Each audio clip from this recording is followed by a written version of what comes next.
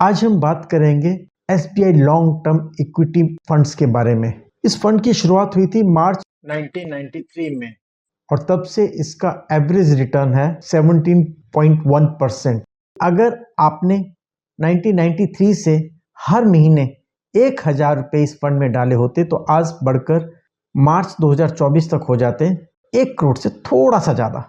दोस्तों, ये डाटा आपको हैरान परेशान जरूर कर देगा, पर यह हकीकत है, और वो भी हिंदुस्तान की सबसे बड़ी म्यूचुअल फंड कंपनी के इक्विटी प्लान के बारे में।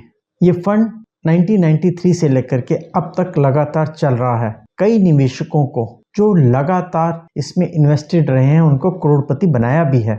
इस फंड की एक और अच्छाई भी है, और वो अच्छाई है कि ये आपको इनकम टैक्स के 80cc के तहत इनकम टैक्स में रिलीफ भी देता है। पर अगर आप इस म्यूचुअल फंड में इन्वेस्ट करने के बारे में सोचें तो एक बात याद रखें, इसका 3 साल का लॉक इन पीरियड है। जो आज आपने पैसे लगाए हैं आप उसको 3 साल तक नहीं निकाल सकते, और यही कारण है कि आपको इसमें 80cc के तहत इनकम टैक्स में रिलीफ मिलता है।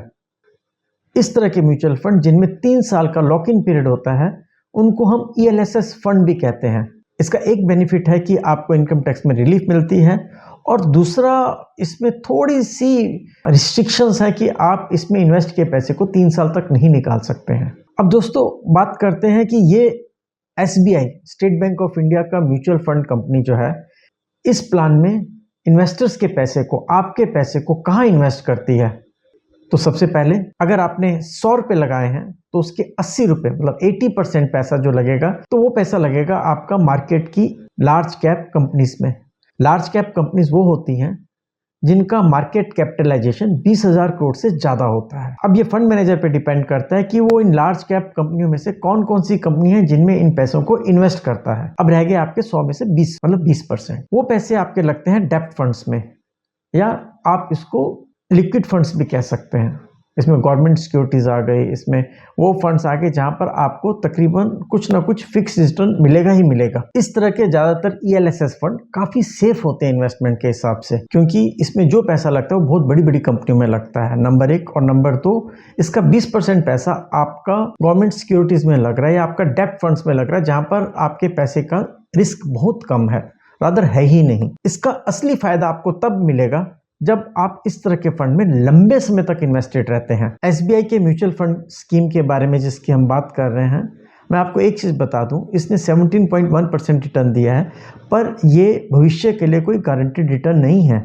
ये जो इसका रिटर्न है ये पिछले 31 साल का है। आने वाले सालों में ये कम भी हो सकता है, ये ज़्यादा भी हो सकता है। ये कई फैक्टर्स पे डिपेंड करता है, मार्केट वॉलिटिलिटी, हमारा इन्फ्लेशन रेट, इंडियन मार्केट किस तरह से ग्रो करती है। और अगर आपको हमारी इंडियन मार्केट की ग्रोथ पे भरोसा है तो आप इन फंड्स में आराम से इन्वेस्ट कर सकते हैं। इन 31 सालों के अंदर अगर आप ध्यान से देखें तो हमने कोविड को भी देखा, हमने 2008 के क्रैश को भी देखा, हमने 2000 के बबल बस्ट को भी देखा, केतन पारिक के स्कैम को भी देखा, पर उसके बावजूद भी 31 साल के अंदर इसने आपका जो CAGR compounded annual growth rate जो थी वो 17% रहा। आगे के लिए भी मैं आपको आश्वस्त कर देता हूं कि अगर आपने लंबे समय के लिए ऐसे फंड्स में इन्वेस्ट किया है तो आपको FD से तो कहीं ज्यादा रिटर्न देगा। इस बात को मैं इस तरह से समझा देता हूं कि अगर आपने पिछले 31 सालों में किसी भी बैंक के अंदर रिकरिंग फिक्स डिपॉजिट किया होता तो आज आपके पैसे बढ़कर के 15 से 20 लाख रुपए के करीब हो जाते। इस म्यूचुअल फंड ने पैसा 1 करोड़ किया है। अब जरूरी नहीं आने वाले टाइम में ये 1 करोड़ करेगा, हो सकता है 50 लाख ही करे, हो सकता है वो 30 लाख करे, 40 लाख करे, पर इतना जरूर है ये 20 लाख से तो ज्यादा ही आपको रिटर्न देगा। दोस्तों, वैसे तो म्यूचुअल फंड इन्वेस्टमेंट मार्केट के जोखिमों पर निर्भर करती है, पर अगर आप लंबे समय में इसमें ग्रोथ देखना चाहते हैं, आप इन्वेस्टमेंट के लिए अपने म्यूचुअल फंड एडवाइजर से जरूर कंसल्ट करें। वो आपकी जरूरतों के हिसाब से पैसे इन्वेस्ट करने का सही रास्ता बताएंगे। अगर आपको कोई भी कंसल्टेशन की जरूरत हो तो आप हमसे डिस्क्रिप्शन में दिए नंबर से कांटेक्ट कर सकते हैं, और आपको बताएंगे कि आप म्यूचुअल फंड कैसे खोल सकते हैं, कौन सा म्यूचुअल फंड आपकी रिक्वायरमेंट के हिसाब से सही है।